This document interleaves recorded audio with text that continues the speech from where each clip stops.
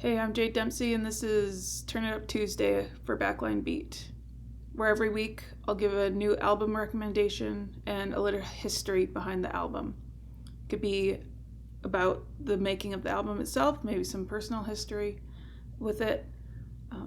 I'd love if you subscribed, and let's go.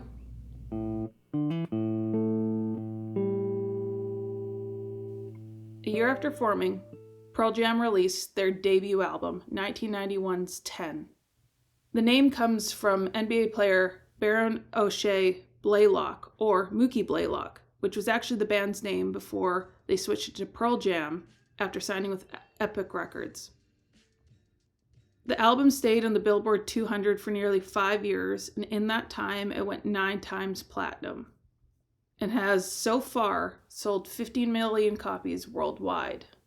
Though the album didn't start off selling quickly, it actually started off quite slow, reaching gold status about midway through 1992.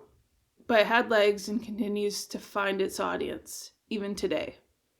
The band itself started with Stone Gossard, Jeff Ament, and Mike McCready, who made an instrumental demo and sent it out in search for a singer and a drummer.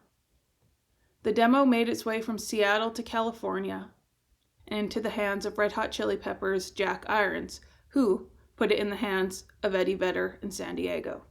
After listening to it, Vedder went out surfing and wrote 3 songs: Alive, Once, and Footsteps, the first 2 making onto the album, the third being a B-side, though Vedder does consider these 3 songs a part of a trilogy. After sending the demo back with lyrics, Vedder was invited up to Seattle, where he joined the band along with drummer Dave Grusin. 10 was recorded from March 27th to April 26, 1991, though Alive was recorded in January of that year, that version ultimately making the album. Alive was the first single released. It was released in July of 1991 before 10 dropped in August. The original instrumentation that was sent to Vedder as a part of the demo was called $1 Short. The song is part fact, part fiction, with taking inspiration from Vedder's childhood, where he learned that his father was in fact his stepfather and that his biological one was dead. Vedder has talked about how the song has changed for him over the years. It went from being a curse to something more. When he'd see the crowd take inspiration, it became a positive anthem to them, thus lifting the curse for him.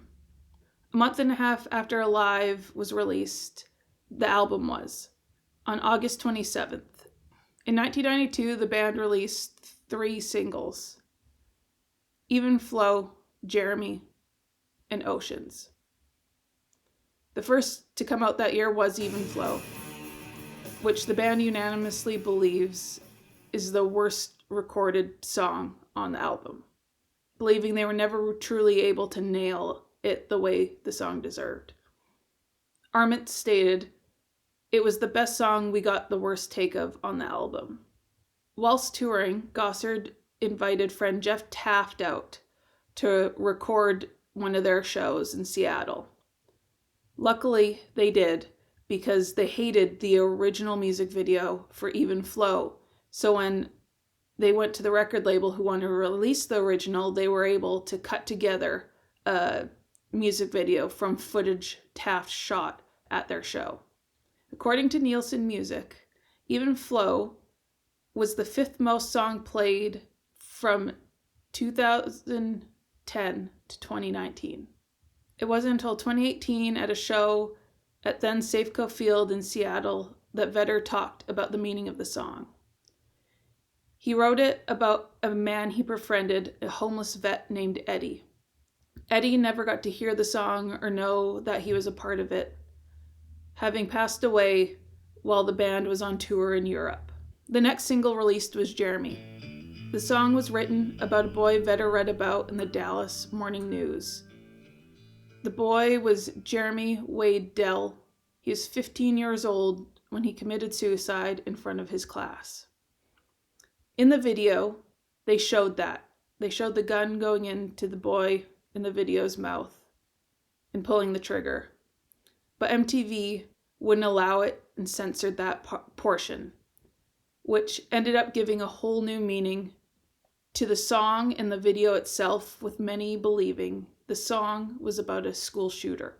So much so that in 1996, there was a school shooting at Frontier Middle School in Washington State. The lawyers for the shooter argued that the shooter himself was inspired by the video. They even stated, "This boy is Jeremy." The final single to come out of the album was Oceans. Better had stated a performance. "This song is a love song I wrote about my surfboard. No, actually, it's about a person I'll hopefully see tomorrow, named Beth." The two were eventually married from 1996 to 2000. Vedder wrote the song while he was locked out of the studio while the band was recording. Luckily, he had a notepad with him.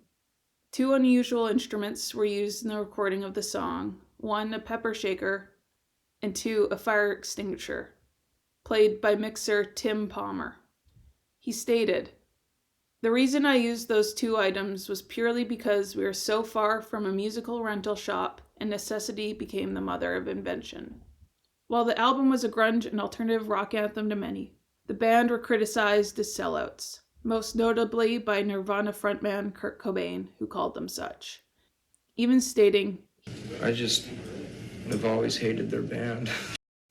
Even so, 10 has become one of the most influential albums of its time, making many appearances on best ever lists, even topping Rolling Stone's 2013 Reader's Poll of greatest debut albums of all time. So put on your flannel, grab it off your shelf, open your favorite music app, and turn up this week's album, 10. Before you go, I'd love if you hit that subscribe button so you're here for next week's album, and let me know what other albums you'd like to see. Thanks, and have yourself a good one.